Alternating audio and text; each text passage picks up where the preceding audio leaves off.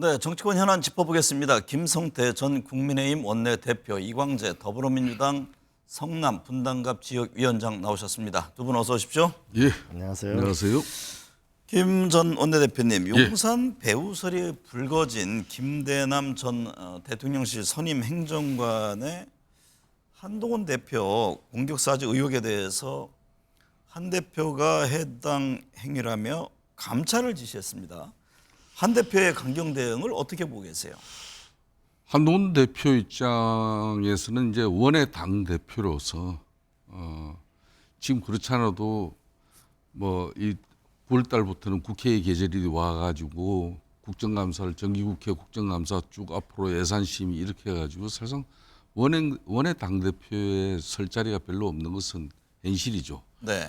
뭐 그런 가운데 또 추경호 원내대표를 중심으로 한 현역 의원들은 역시 뭐 9월 정기국회 그리고 국정감사 준비에 만전을 기하다 보니까 사실상 당에 이렇게 크게 관심을 못 기울여요. 그런 네. 차원에서 지난번 전당대회 때 참 본인도 많은 어려움을 겪었거든요. 특히 용산에 지원서를 입은 그런 후보와 또 나머지 후보들도 연대가 됐기 때문에 자기는 정말 힘들었다. 그런 심정을 가지고 있는데 그런 측면에서 김대남 이 비서관은 행정관은 누가 뭐라 그래도 이게 본인 자작극입니다. 네. 그럼에도 불구하고 본인이 느끼는 그 피해 의식은 역대 어떤 당 대표보다 뭐 이 훨씬 그 감정의 기복이 크죠.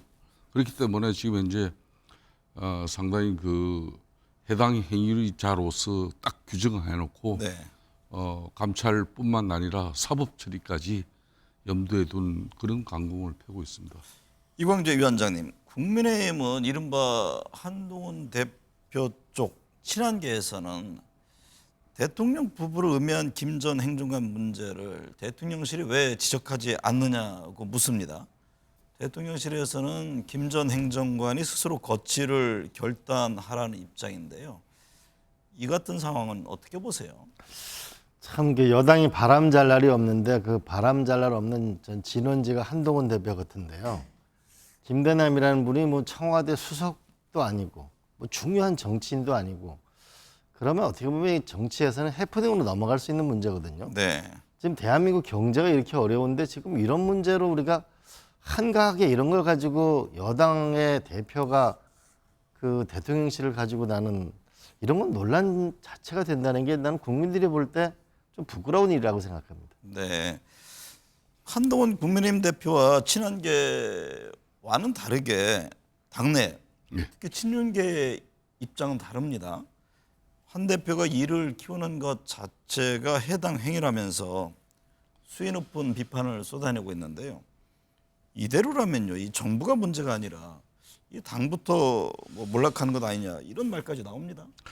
한동훈 대표 입장에서는 이제 집권당은 운명적으로 집권당의 대표는 한계를 분명히 가지고 있습니다.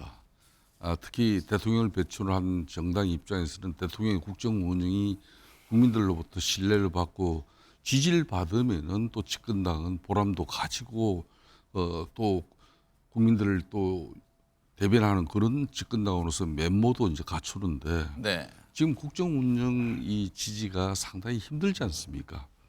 뭐 그런 측면에서 좀 전에 이제 이광재 총장님도 말씀을 하셨지만은 분명히 김대남 전 행정관의 이런 일탈 행위는 대단히 잘못된 행위입니다. 네. 한동훈 대표 입장에서는 정말 용서할 수 없는 그런 잘못을 저질렀죠. 네. 그렇지만은 이제 지금은 지난번 7월 전당대회가 다 치러지고 본인은 이미 뭐 성자로서 당 대표로서 또 당정 관계를 이끌어가고 있지 않습니까? 그렇다면은 이 문제를 가지고 또 다른 당정 간의 갈등의 그런 어떤 씨앗으로 이걸 가지고 종자를 키워버리면 그건 안 될 일이죠. 한 대표 입장에서는 뒤에 배경에 누가 있는 것 아니냐 이런 살짝 시각에서 출발하는 거죠. 저도 이 김대남 전 행정관을 알아요. 네. 이분이 국회의원 배지 달기 위해서 무던한 자가 발전, 자기 노력을 많이 기울인 사람이지만은 네.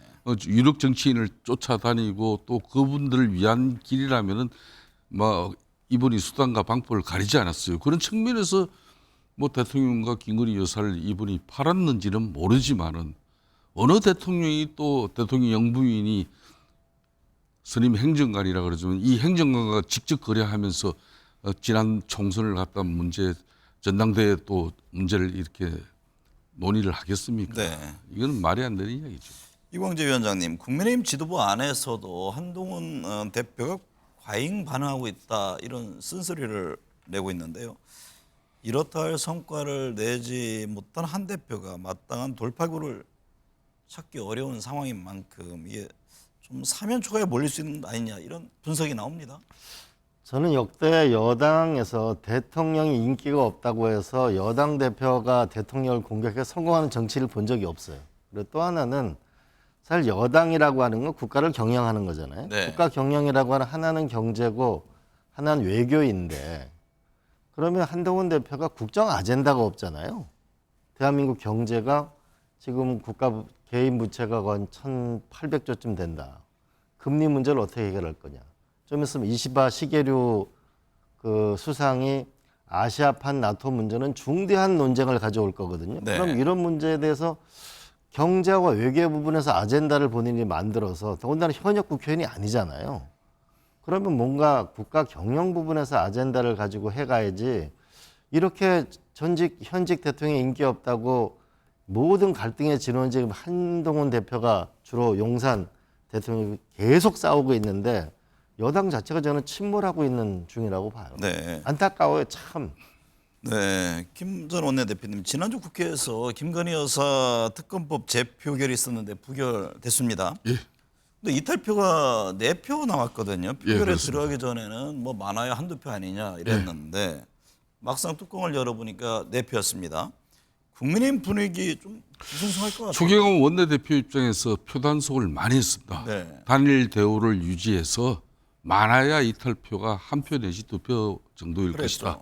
이랬는데 4표는 어떻게 보면 상당히 뭐 지금 현재 경고성 의미는 이제 분명히 있죠. 이걸 당 지도부는 분명히 이건 상당히 깊은 문제로 생각해야 됩니다. 네. 그런 측면에서 이제 앞으로 이제 우리 당정 관계, 지금 여야 관계도 정치가 실종돼서 협치가 이루어지지 못해서 국민들은 불안해하고 있는데 당정 간에도 정치가 실종돼 가지고 집권당의 면모도 잃어버리고 네. 또 대통령실도 갈팡질팡 해버린다면은 네. 이거야말로 국민들한테 집권당의 면모는 이제 어디에도 내놓을 데가 없죠. 네. 또 대통령실도 국정 운영에 이제 더 큰 어려움에 이제 처할 수밖에 없는 그런 상당히 심각한 상황이 되어 버렸습니다. 말씀하시는 대로 지금 뭐 여야 문제보다 당정에 대한 관계에 대한 주목도가 더 높은데요. 특검법 국회 재의결식이 통과가 되려면 지금 야당 입장에서 8표가 필요한 상황이잖아요. 근데 어쨌든 이번에 4표가 나왔습니다. 최근에 당내에서는 김건희 여사에 대한 불만이 커지고 있는 상황이라고 하는데 대통령실은 어떤 점을 느끼고 있을까요? 저는 지난주에도 이탈표가 있을 거라고 얘기하지 않았습니까? 네, 그랬었죠. 근데 이제 4표만 더 있으면 통과되는 건데 현재 민심의 상태는 박근혜 대통령 당시에 특검을 해야 된다가 67%였는데 지금 현재 65%면은 거의 지금 비슷한 상황에 와 있는 거거든요. 네. 그러면 이거가 저는 아마 이번 국정감사 때 상당한 그 새로운 사실들이 또 나오게 될 거라고 지금 제보가 많이 나오는 것 같아요. 네. 결국은 민심을 가지고 결국은 정치를 해나가고 국민의 마음을 사서 국가를 끌고 가는 건데 굉장히 위험한 국면으로 지금 다가가고 있는 거다. 뭔가 특단의 대책을 저는 마련해야 된다고 봅니다. 그냥 이 상태로 이걸 막는다고 민심의 뚝을 막을 수 없지 네. 않을까요? 네. 대표님 어떻게 보세요? 뭐 지금의 뭐 이광재 총장님 뭐 말씀대로 국힘이나 또 용산 대통령실 입장에서는 국정 운영 위기를 이걸 뭐 위기가 아니다 이렇게 부인하기는 어렵습니다. 그렇지만은 뭐 박근혜 대통령 시기 같은 경우는 최순실 그런 어떤 국정농단 사례가 구체화되고 이미 그때 특검이 이루어져가 일정 부분 그런 내용들이 사실로 밝혀졌기 때문에 네. 뭐 사실상 대통령 지지율이 68% 정도 국민으로부터 멀어지면서 뭐 탄핵까지 가는 그런 상황이 있었지만은 지금 윤석열 대통령의 국정 운영은 막상 지금 현재 이재명 대표까지도 입에 담지 못할 중간에라도 끌어내려야 된다. 이럴 정도로 대통령이 뭐 탄핵 위기까지 갈 그런 상황은 아니죠. 탄핵 거리는 분명히 아닌데 다만 국민들로부터 민심을 얻지 못하는 이 현주소에 대해서 특단의 대책을 우리가 세워야 되는 것은 틀림없습니다. 김건희 여사가 사과해야 되느냐 안 해야 되느냐 지금 국민의힘 안에서도 엇갈리지 않나요? 예. 그 점은 어떻게 보세요? 일각에서는 이미 그 상황을 넘었다. 타이밍을 놓친 것 아니냐 이런 또 지적도 나옵니다.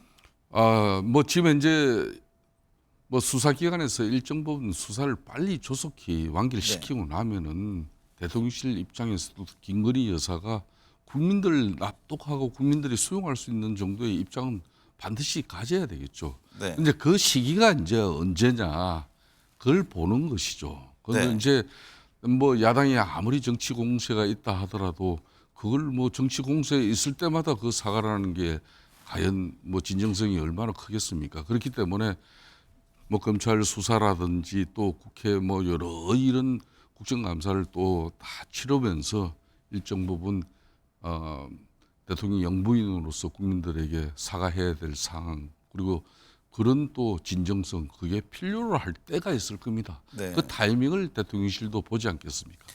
정치권은 여야 모두 10월과 11월을 주목하고 있습니다. 더불어민주당은 내일부터 시작되는 국정감사에서 김건희 여사 의혹을 파헤치고 더 강력한 김 여사 특검법을 발의하겠다는 계획을 지금 세우고 있네요. 저는 이번에 아마 명태균 그분의 리스트에서 뭐가 등장하느냐가 아마 굉장히 중요한 요소가 될 거라고 봅니다. 네. 과연 80회 여론조사를 했는데 이 여론조사 비용을 누가 댔는지, 네. 그 추가로 과연 이 공천 과정이 어떤 역할이 있었는지라는 거에 따라서 이 단순하게 이제 명품백은 어떻게 보면은 국민들의 윤리 문제도 있지만 좀 그 마음의 상처 같은 거거든요. 근데 이 공천 개입이나 이런 부분은 좀 더 국정과 개입한다는 건 좀 다른 문제일 수 있거든요. 네. 그런 면에서 이번 국정감사 때 새로운 어떤 사실들이 더 나오는가 이게 저는 중요하다고 봅니다. 근데 저는 개인적으로 이 대한민국에 한 번 대통령 탄핵이 있었기 때문에 또 한 번의 그런 일은 안 생기길 바랍니다. 그러나 네. 누차 말씀드리지만은 우리가 자식 이길 부모가 없고 그다음에 국민의 민심을 이기는 정권은 없습니다. 민심은 서서히 한계치에 오고 있다는 것은 명심해야 되고 국정의 대전환을 이루는 결단이 저는 점점 더 임박하고 있다고 봅니다. 앞서도 잠깐 언급을 하셨습니다만 그 대통령 지지율 지금 역대 최저 수준인 상황이잖아요. 그래서 10월 위기설 이런 얘기가 나오고 있는데 지난 이제 2016년 박근혜 전 대통령 탄핵 시작됐던 상황과 또 비교하는 사람도 있고요. 어떻게 보고 계세요? 그러니까 박근혜 대통령이 탄핵될 당시 같은 경우는 그때 한 달이 넘게 이제 광화문에서 촛불 집회 시위를 통해 가지고 뭐 국민 연호를 80%까지 대통령 탄핵 분위기를 갖다 넘겼죠. 네. 그렇게 해서 결국은 뭐 탄핵까지 갔습니다만은 탄핵이라는 것은 헌법상의 대통령이 탄핵되어야 할 그런 계제가 분명히 국민들이 납득될 만한 그런 거리가 있어야 됩니다. 네. 지금까지는 대통령이 비록 국정 운영 지지를 통해서라도 민심을 제대로 지금 현재 헤아리고 민심을 제대로 지금 수용도 하지 못하는 그런 한계는 분명히 4대 계획 과제를 이걸 갖다 드라이브를 걸고 가다 보니까 이게 때로는 독단적으로 비춰지고 때로는 국민들이 대단히 엄청난 불편과 우려까지 현실로 되지도 않을 4대 계획 과제 가지고 저렇게 국적 동력을 근데 그런 측면에서는 여소야대 전국에서 윤석열 대통령과 대통령실은 또 억울한 측면도 있을 네. 겁니다. 그렇지만은 국민의 이 민심의 현주소는 저희들이 그대로 받아들여야죠. 11월 되면 뭐 여론의 반전의 계기가 될 수 있다고 보세요? 지금 여야 어정 협의체도 네. 이제 뭐 조만간에 이제 대통령께서도 대통령실에서도 보다 진전된 입장을 가지고 의료계와 대화하고자 하고 네. 그렇게 해서 그런 불안감이 해소되고 또 여야 협치를 위한 그런 정치가 가동이 되면은 지금보다는 분명히 나아질 네. 수 있습니다. 이 위원장님, 10월 16일 재보궐선거가 지금 12월 앞으로 다가왔습니다. 부산 금정구청장 후보를 놓고 신경전을 벌여온 민주당과 조국혁신당 후보 단일화에 합의했는데요. 이재명 대 조국 대리전에 호남 대전 이게 좀 판을 키우고 있다 이런 분석이 나옵니다. 이번 선거 결과에 따라서 야권 정계 개편까지 이어질까요? 정말 그렇게 되지는 않을 것 같고 네. 다만 그 전라남도 영광 선거에서 아주 독특한 현상이 일어나고 있는데 민주당 후보와 조국 혁신당 후보가 특히 진보 신당이 굉장히 약진하고 있는 현상을 볼 수 있습니다. 그 결과와 상관없이 전라남도 영광에서 저희가 민주당에서 압도적 우위를 가지지 못한다는 것은 민주당이 뭔가 혁신이 필요한 거 아닌가 이런 자기의 점검과 노력 이것이 필요한 것은 틀림없어 보입니다. 네. 이재명 민주당 대표가 선거 운동 과정에서 끌어내린다는 표현을 쓰면서 지금 국민의힘 비판 수위를 높이고 있는데요. 한동훈 대표는 막 나간다 이런 표현을 썼나요? 한동훈 대표 입장에서는 막 나간다는 그런 이제 표현을 했습니다만은 사실상 이재명 대표의 내심과 본심이 이제 다 드러나고 있는 거죠. 네. 자기 자신의 핵심 참모가 김민석 수석 최고가 이제 계엄령을 끊임없이 문제 야기시키면서 윤석열 대통령 독단과 전행에 의해서 계엄을 발동시켜서 결론은 국회의원의 입을 틀어막고 한마디로 이 위기상을 돌파할 것이다. 네. 이런 계엄설을 갖다가 퍼뜨린 장본인이 바로 민주당 지도부 아닙니까? 그걸 이재명 대표도 지난번 여야 대표회담 전에 그걸 인정해줬고 네. 또 요 근래 같은 경우는 국회 대강당 안에서 노골적으로 윤석열 대통령 탄핵을 외치는 그런 시민사회단체의 그런 토크를 국회 대강당에서 저기 우리 이강재 사무총장이 국회 사무총장을 했지만 그런 사무 네. 공간을 갖다 허용해 준 적이 없어요. 네. 이런 정도로 대통령 탄핵을 위한 어떤 그런 이재명 대표 입장에서는 시비를 본인 재판 결과를 가지고 이성을 잃을 걱정을 저희들은 여수자대 정국이 너무나 어려운 정국이기 때문에 하고 네. 있죠.